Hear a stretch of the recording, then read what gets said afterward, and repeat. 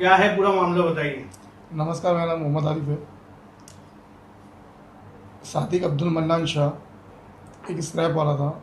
हमारे साथ में साल भर धंधा किया और हमारा व्यवहार जीतने के बाद हमसे कहा कि 8 लाख रुपया हमें चाहिए। भिवंडी मालकोली के अंदर माल था, तो हमने वहाँ परचेज़ किया तो माल वहाँ पे था। उस बेस पे मैंने उनको 8 लाख रुपया दिया। माल 16,50,000 रुपये का था। तो आरटीजीएस मानना था, कंपनी उन्हीं की थी, तो उनके अकाउंट से ही जाएगा, बिल्डर से उन्हीं का था। वो हिसाब से मैंने पैसा उनको कैश दिया और वो पैसा उन्होंने आरटीजीएस कंपनी में मारा ही नहीं। उसके बाद वो फ़रार हो गए पैसा लेके। फिर मैं उनके घर पे गया हूँ तो उनकी मम्मी बोलती हैं कि अगर आप घर में पैसा मांगने आओगे तो आपको रेप केस में फंसाऊंगी। तो मैंने उस बेस पे चौकी में गया। चौकी में जाके फिर आर्य साहब को बोला तो आर्य साहब ने एनसी लिखा। एनसी का फिर पुलिस आई तो उसकी माँ गाँव चले गए थे। आपने जो पैसा लिया था वो कैसे लिया था? कैश दिया था मैंने। 2 लाख एक बार दिया हूँ, 3 लाख एक बार दिया हूँ और 3 लाख रुपए एक बार दिया हूँ। अभी आपका क्या कहना है कि मतलब वो पैसे नहीं दे रहा है कि क्या है? अभी वो बोल रहा है केस करके तुमने क्या कर लिया। अच्छा। मैं बेल पे बाहर हूँ, तुमको जितना दौड़ना है दौड़ो, तुमको जो करना है करो। पैसा अगर कोर्ट बोलेगी तो दूंगा, वही पैसे कोई उम्मीद नहीं कि 10 साल में दूंगी, 20 साल में दूँ। ऐसा करके बात कर रहा है। आपने जो पैसा दिया है उसका कोई प्रूफ है या सामने वाले हाँ, ने प्रूफ दिया है। उसका कोई प्रूफ दिया है? मैंने इसको पैसा दिया, उसके बदले से उनको चेक दिया हुआ है। 3-3 लाख का 2 चेक दिया है। एक सैफुल्ला मनिहार के नाम पे दिया है, एक आरिफ खान के ऊपर दिया है। ये 2 चेक है सर। ये मोहम्मद आरिफ 3 लाख का चेक है और एक चेक इनको दिया था सैफुल्ला भाई को।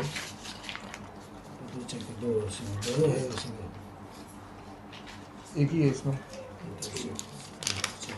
सैफुल्ला भाई के नाम से एक चेक क्यों दिया था? मतलब आप कौन है सैफुल्ला भाई के साथ? सैफुल्ला भाई पार्टनरशिप में थे, हम्म, तो इन्होंने 3 लाख रुपया दिया था। मेरे पास खाली 3 ही लाख था ओके और 2 लाख रुपया सफीक भाई ने दिए थे। ओके। तो वो भी फिलहाल यहाँ है नहीं, बाहर है। क्या कहना चाहेंगे आप? बताइए सैफुल्ला भाई।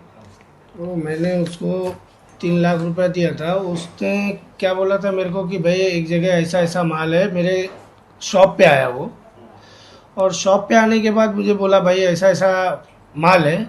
तो मैं बोला भाई देख ऐसा है कि मैं तुझे तो पहले ही बात पहचानता नहीं हूँ। तो ये आरिफ भाई बोले ठीक है मैं पहचानता हूँ, सही है, ठीक है लड़का। तो मैं बोला ठीक है भाई। तो उसने बोला कि भाई 3 लाख रुपए की ज़रूरत है, दे दो, बाकी तो इंतज़ाम हो चुका है। तो मैंने उसको 3 लाख रुपया दे दिया। 3 लाख लेने के बाद वो मेरे को घुमाने लगा, आज करता हूँ कल करता हूँ, ऐसे करते करते हफ्ता निकाल दिया मुझे। हफ्ता निकालने के बाद फिर मैं उससे मिला। मैं बोला भाई क्या हो गया? बोला ऐसा है कि वो जिसके पास हम लोगों ने पैसा भरा है वो सर वहाँ नहीं है, तो कभी कुछ बहाने मारते चला गया। ऐसे ऐसे उसने 1.5 महीना निकाला। 1.5 महीने के बाद जो है मैं परेशान हो गया। मैं बोला भाई ऐसा है, मैंने पैसा दिया है आपको, तो आप मुझे पैसा दे दो, मुझे काम नहीं करना है आपके साथ, मुझे मेरा पैसा दे दो। तो बोला भाई पैसा तो अभी रुक जाओ, थोड़ा दिन मैं देता हूँ। फिर 2-3 दिन के बाद उसने मेरे को चेक दे दिया 3 लाख का। बोला ये चेक ले लो आप और चेक जाके डाल दो अकाउंट में। तो मैं बोला भाई ठीक है, चेक तो मेरे को नहीं चाहिए, मेरे को चाहिए कैश। मैंने कैश दिया, मुझे कैश चाहिए। बोले नहीं आप बेफिक्र होकर डाल दो, मेरा चेक लगा हुआ है और मैं जो है वो चेक जैसा क्लियर होएगा मैं आपको फ़ोन करूँगा। तो मंडे को बोला था डाल दो। मंडे को सवेरे मुझे कॉल करता है और बोलता है कि भाई एक काम करो, चेक अभी मत डालो, मैं जब बोलूँगा तब डालना। तो मैं बोला ठीक है। तो ऐसे ऐसे 8-10 दिन घुमाया। 8-10 दिन घुमाने के बाद मैं परेशान हो गया पैसे के लिए, क्योंकि मैं दूसरे से पैसा लिया था। तो मैं बोला भाई ऐसा है, मुझे दे दो अभी पैसा, मैं बहुत परेशान हूँ। तो मुझे एक मैडम से फ़ोन कराया, चाहत कौर करके इनकम टैक्स ऑफिसर थी, उससे कॉल कराया और उसने बोली कि ठीक है वो शादी को आप कॉल मत करो, आप आके मंडे को मेरे से पैसा लेके जाओ। तो मैं बोला ठीक है। फिर मंडे को मैं उसको कॉल किया तो उसका फ़ोन बंद। फिर उसके बाद मैं उस बंदे से वापस मिला, सादिक से। तो मिलने के बाद मैं बोला, तो बोलता है कि भाई वो चले गए दिल्ली और उसके भाई का लड़के का डेथ हो गया दिल्ली में, तो अभी 3-4 दिन के बाद ही आएगी, तो आपका काम हो जाएगा, आप बेफिक्र रहिए। तो मेरा ठीक है। फिर 4-5 दिन निकल गया। फिर मैंने उसको कॉल किया तो मैडम को मैसेज किया, तो मैसेज पे उसका मैसेज डिलीट हो गया मैडम का, मेरा मोबाइल फॉर्मेट हो गया तो डिलीट हो गया मैसेज किया था मैंने उनको। तो मैसेज पे उन्होंने रिप्लाई किया कि मैं आती हूँ तो आपसे मिलती हूँ। उसके बाद से वो मैसेज सब डिलीट हो गया। तो दोबारा मैंने कॉल किया तो मिली नहीं। फिर मैंने इसको शादी को पकड़ा। मैं बोला भाई पैसा किधर है? तो बोला भाई 2-4 दिन का टाइम दो, दे देता हूँ पैसा। फिर घुमाया, फिर मेरे को बोलता है एक जगह वो मैडम के ऑफिस में माल रखा हुआ है, 8 टन वायर रखा हुआ है, तो मैं वायर बेच के आपको पैसा दे देता हूँ। मैं बोला ठीक है, वायर बेच के दे दे या कैसा भी दे दे, मेरे को मेरा पैसा दे दे, मेरे को तीसरे को देना है। फिर घुमाने लगा, 5-6 दिन फिर घुमाया। फिर मैं बोला भाई मेरा पैसा दे दे, मैं बहुत परेशान हूँ। बोला भाई कल आके ले लो, कल मैं दे दूँगा। फिर उसको कल जब पकड़ा तो बोला कि ठीक है रुको मैं करवाता हूँ। तो उसके बड़े भाई, उसको जब हम लोग पकड़े तो उसका बड़ा भाई और बहन भाई दोनों जो है पास में आ गए। किसी ने फ़ोन किया होगा, उसमें से काफ़ी लोग थे, 40 से 50 लोग थे वहाँ पर। तो किसी ने फ़ोन किया तो उसका भाई बड़ा वाला आया, शाहिद नाम है, और उसका बहन भाई आया बड़ा। तो बोला भाई 2-4 दिन का इसको टाइम दे दो, 2-4 दिन में पैसा देगा।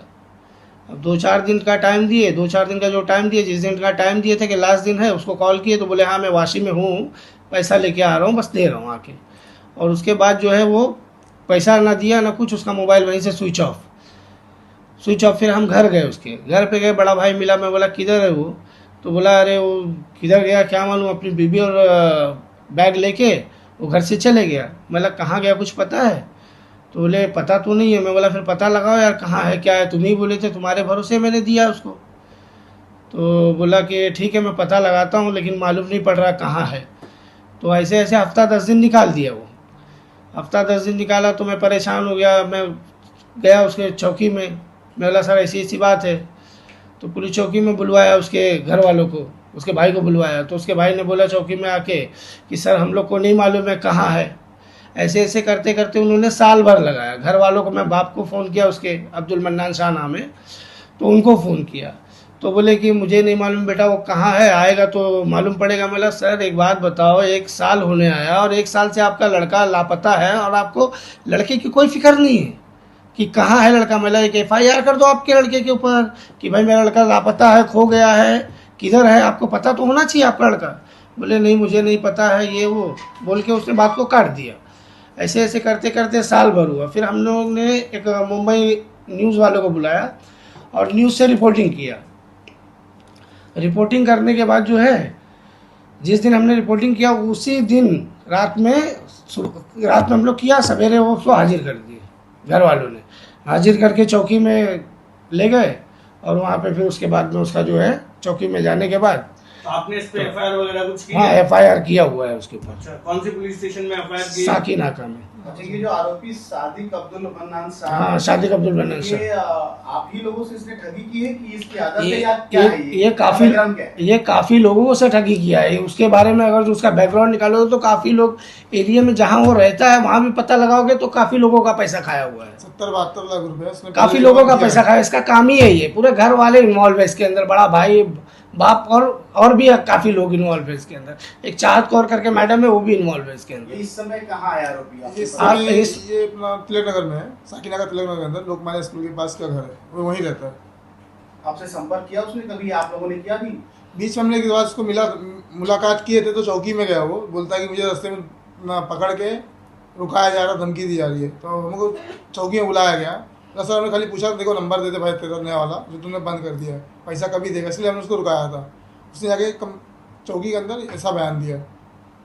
तो इतना करने के बावजूद भी आरोपी अभी मतलब आपका बोलना है खुले में घूम रहा है? हाँ, खुले में घूम रहा है, उसको कोई टेंशन नहीं है। बोलता केस करके भी आप कुछ कर नहीं पाए, मेरा केस किया, मैं बेल पे बाहर हूँ, तुमको जो करना है करो। अभी आपकी शासन प्रशासन से क्या मांग है? ऐसे आदमी से आदमी बचा रहा है, इसलिए मैं मीडिया द्वारा आके बोल रहा हूँ कि दोबारा ऐसा आदमी कोई फंसे ना हमारे साथ। हम गरीब लोग फंस गए लेकिन दूसरा कोई और ना फंसे। जो हमारे पास जमी पूछी थी सब उसने लेके चले गए। अब उससे अगर पैसा मांगने जाओ तो उसके घर वाले से धमकी देते, नहीं मिलेगा, कोर्ट बोलेगी तो दूंगा, मेरे घर पे आने का नहीं, दरवाजे पे आने का नहीं, खड़ा नहीं होने का। यहाँ पे साकीनाका पुलिस स्टेशन इसमें क्या रोल रहा है कि जब आपने कंप्लेन किया, आपने बताया उनको?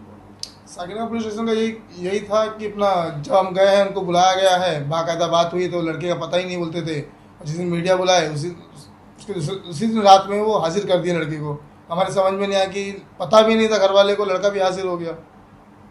ऑफिस को अपना अंधेरी लॉकअप में खड़ा किया, सुबह उसको कोर्ट में हाजिर कर दिए। हमको तो सुबह मालूम पड़ा कि कोर्ट हमको जाना है, हमको मालूम ही नहीं था चीज़ की वो हाजिर हुआ है। यानी अभी भी ये ठगी का ही काम कर रहा है, कुछ और अभी काम भी कर इसका रहा है? वही धंधा है, ये पूरा घर भर का धंधा वही है। पुलिस से क्या अपील करना चाहेंगे साकीनाका पुलिस के अगर इस अंतर्गत है तो मामला? साकिनाका पुलिस से ये अपील करना चाहता हूँ कि ऐसे आदमी के ऊपर कड़ी से कड़ी कार्रवाई होना चाहिए। उसकी बाकायदा जांच होनी चाहिए, कड़ी से कड़ी कार्रवाई होनी चाहिए। सच क्या है वो उसको सामने लाओ।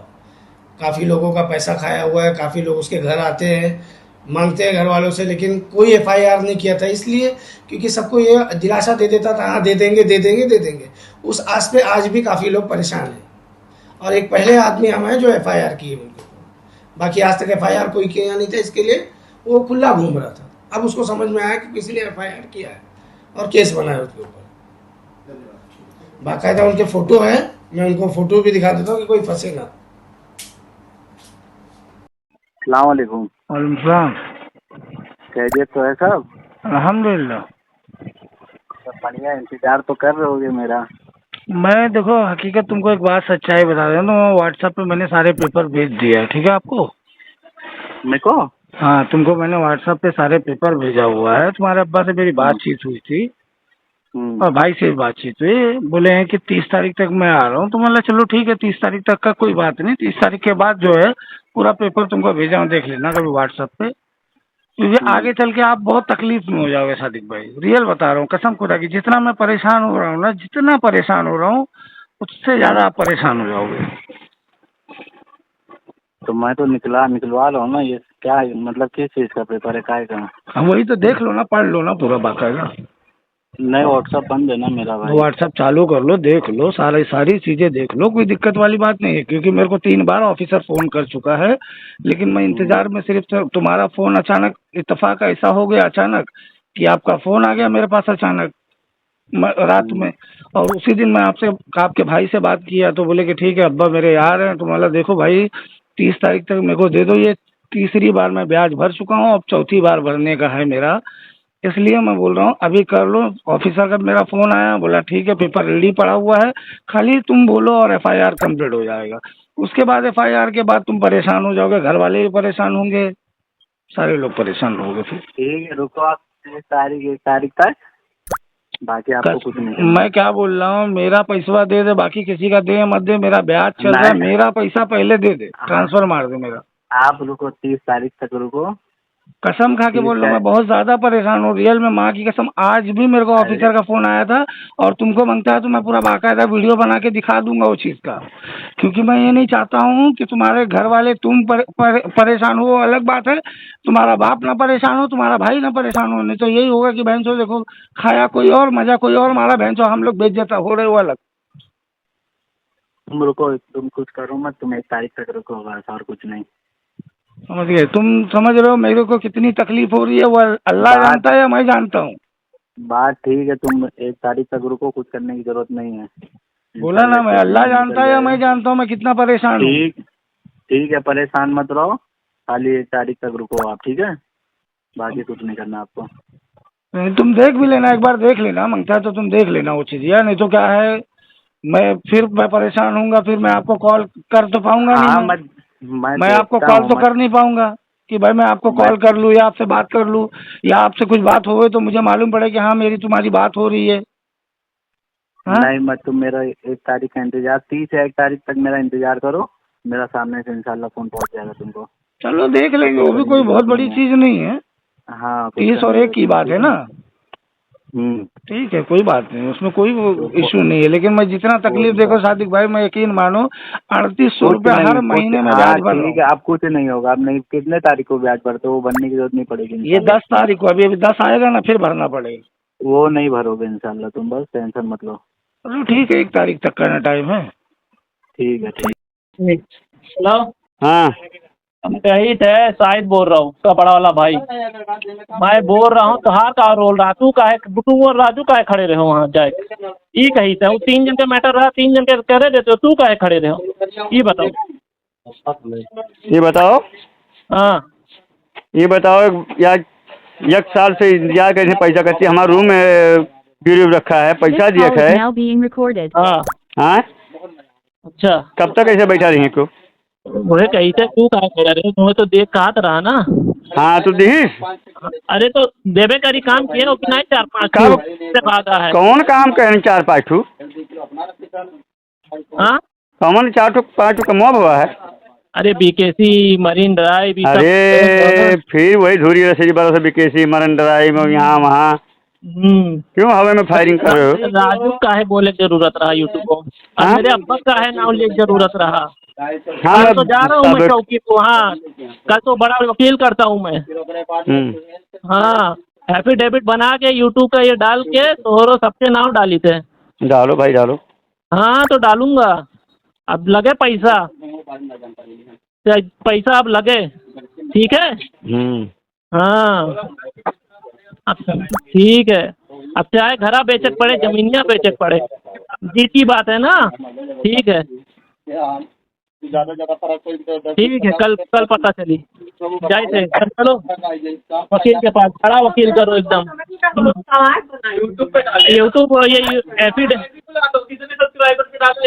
एपिक के, हाँ 1 लाख वाले को डलवाऊंगा, इन लोग 500 की फोटो, 1 लाख वाले को 10 लाख वाले को कितना लेगा? तो चलो पापा मैं डालता हूँ पैसा, चलो कितना डालने का है? ठीक है। हाँ अब्बा की फोटो कैसे डाला रे? अब्बा का काय के लिए? शादी का डालो डालो, अब्बा का काय के लिए नाम लियो, मेरा नाम क्यों लियो? हाँ अरे भाई तो जो नाम लिया उसको सुनाना, उसको धमकी दे, मेरे को क्यों सुना रहा भाई? मेरे को ये नहीं समझ में आ रहा है। अरे भाई तू भी तो खड़ा था पीछे। तो खड़ा है तो क्या मैं सबका जबान पकड़ के रखा हूँ? तो खड़ा क्यों है? इसमें तेरा रोल नहीं था तो क्यों खड़ा है? नहीं नहीं, मैं जबान पकड़ के रखा हूँ किसी का। जबान पकड़ के नहीं खड़ा है, लेकिन तू पीछे खड़ा क्यों है? हाँ तो खड़ा हूँ तो इसका मतलब क्या जबान पकड़ के रखा हूँ किसी जब को? वो क्या 3 बोलना जन है क्या चौकी नहीं जा बोलना रहे है? थे, 3 जन चौकी जा रहे थे तो तीनों का मैटर था ना, तू क्यों खड़ा है पीछे? तो तू उसको सुनाना भाई, मेरे को क्यों तो सुना तू रहा क्यों है? खड़ा है? तू तेरा जब लेन देन नहीं है तो तू क्यों खड़ा है? मैं ये कहना चाह रहा हूँ, साहब साहब मेरे को बता देना क्यों खड़ा है पीछे? क्यों खड़ा है हाँ क्यों खड़ा है बताओ। ये मेरे को बता दे, क्यों खड़ा है, क्यों गया? वो तीनों का मैटर है, तू क्यों खड़ा है? अच्छा ठीक है, तो साथ साथ मिलेगा तो मेरे सामने मिलो तो बताता हूँ मैं। हाँ